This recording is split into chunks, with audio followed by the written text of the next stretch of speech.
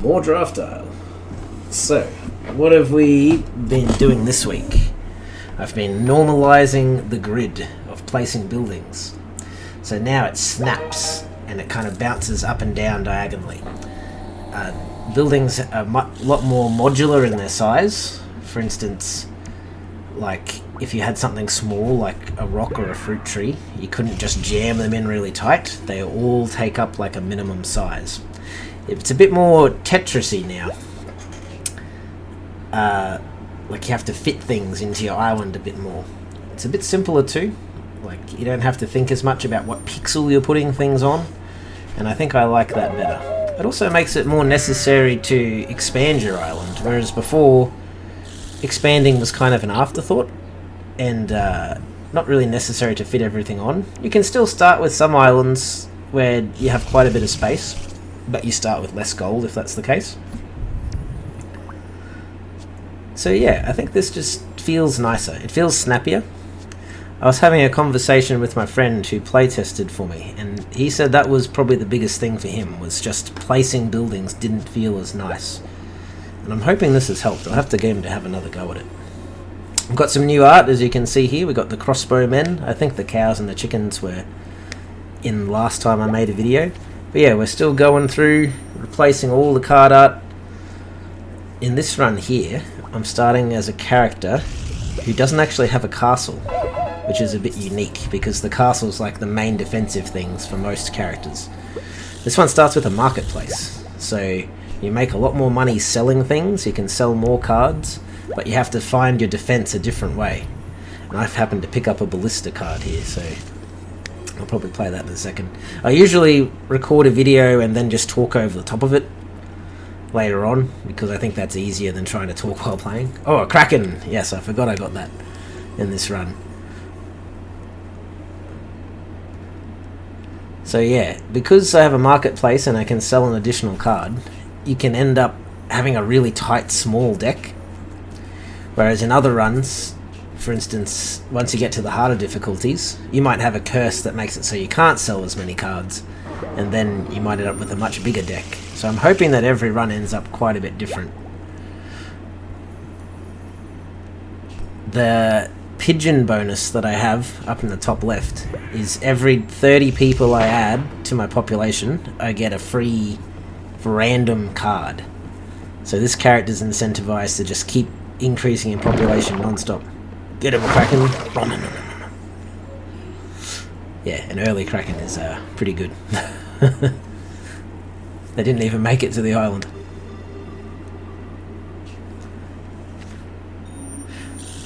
So Starfish is also pretty good, with 2 marketplaces in the year. Starfish gives you money for not spending all your energy, but after a certain point, it'll disappear, and you get some free nights. This island I've started with is very long and skinny, so I might have to be very careful about the directions I pick battles from, although I actually from memory remember that I end up building like a jetty down the bottom to cover it so that they can't land right on top of all my people. They're going to hit that first.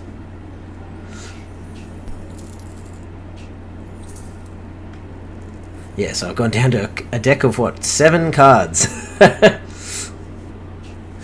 Mind you, the game is only 16 turns long, as it is now.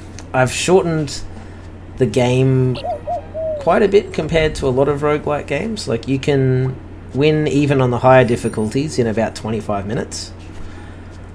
The idea is that I've noticed if you let the game run too long, you just end up having everything all the time. And it doesn't make runs very unique when you end up getting all the different cards and, you can build your island the same every time and you end up having, basically all the different animal bonuses. I think it's more fun when things get to be seen a bit more in isolation of other things, so they get to shine a bit more. For instance, you could be like, oh, this is the run where I had some ballistas and a Kraken. That doesn't happen every game. Yeah.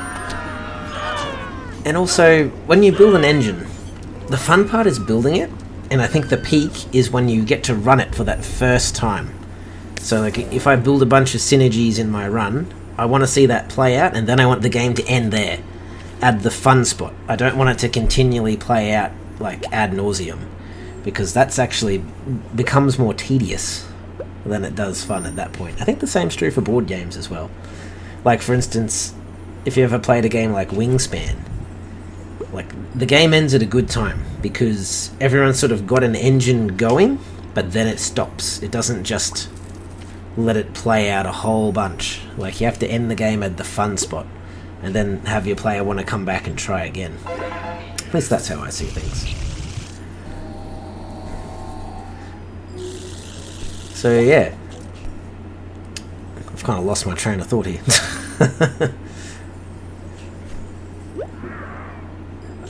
If I get hit by cannonballs in the boss round, my city is going to be destroyed, because they're all very tightly together here.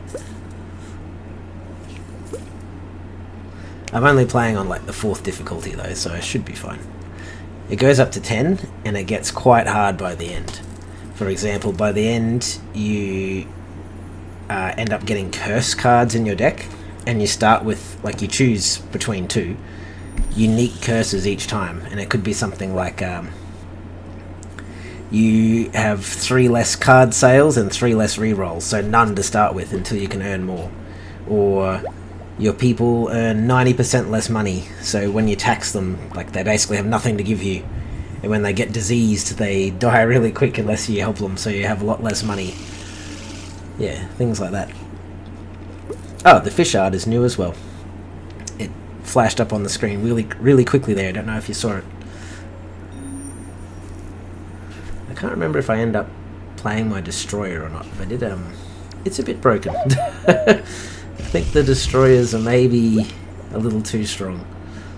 I do remember in the last video I was saying that too. I like to start with things a little overtuned, because then you sort of get an idea of like what the fun spot is for them.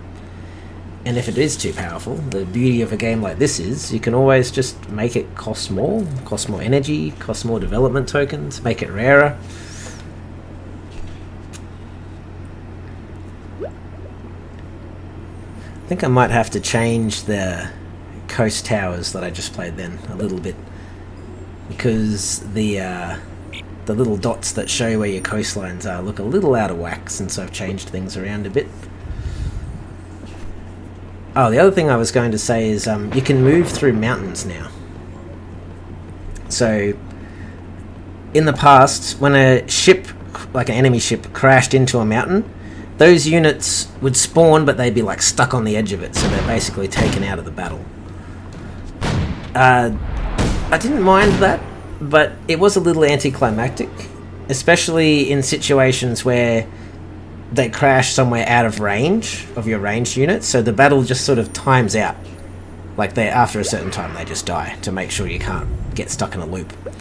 And yeah, I thought that was a little anticlimactic. So now they can move through hills and mountains, and your units can too, but they move at 20% speed, so it's still a big advantage to have them need to go through mountains, and they'll try to avoid hills and mountains where they can, but if they can't, they'll run through them. And I sort of like this because it emphasizes a lot more on pathing of enemies and trying to like put as many slowing things in the road as you can, trying to wind them around as much as you can before they get to the main part of your base and kill people. Yeah, I think I like this better.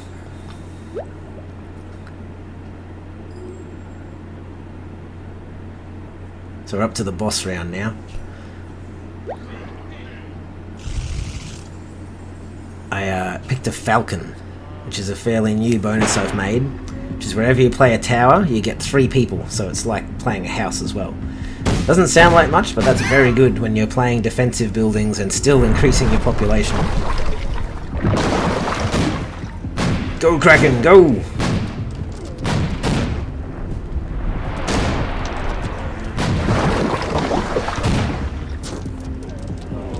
Boom, big ballista shot.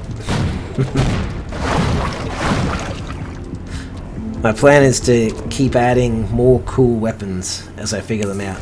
I've still mostly just added common cards and quite a few uncommon cards, but not very many rare cards yet. I want to add a few more crazy things. Like I have a card now where it's like a spike trap, like there's holes in the dirt, and when they walk over them it goes and impales them. I want to have more cool things like that. If you can think of something really cool, tell me in the comments and I'll think about how I could add it in. Some ways to kill baddies.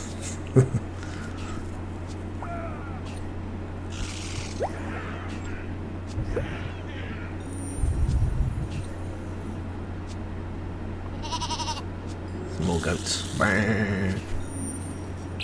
So in this difficulty, I think from the last video, the thing that changes is you have these development tokens that you can see in the top right underneath the gold.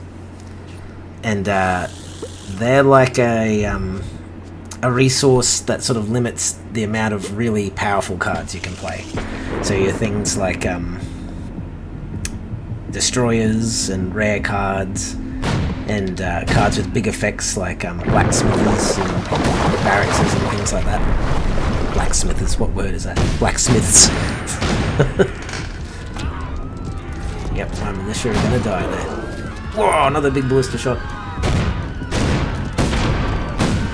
I wonder if I need to reduce the screen shake from the explosions. I might. Again, tell me what you think in the comments. For those who are watching this, if you really do have any ideas for this game, tell me, hey. Like, I'm all ears. I think I've got the base game kind of figured out pretty well now, and I'm ready to add some more crazy things.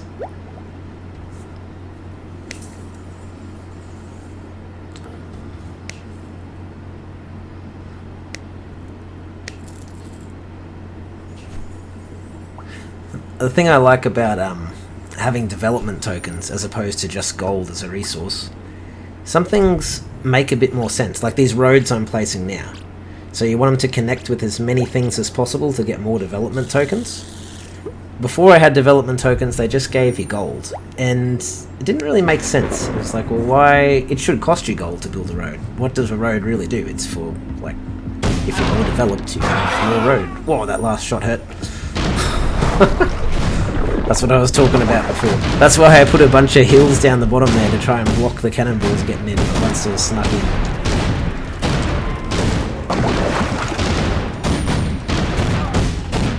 Oh, I picked the enemy upgrade where they have these birds that try and hunt down your citizens and peck them to death.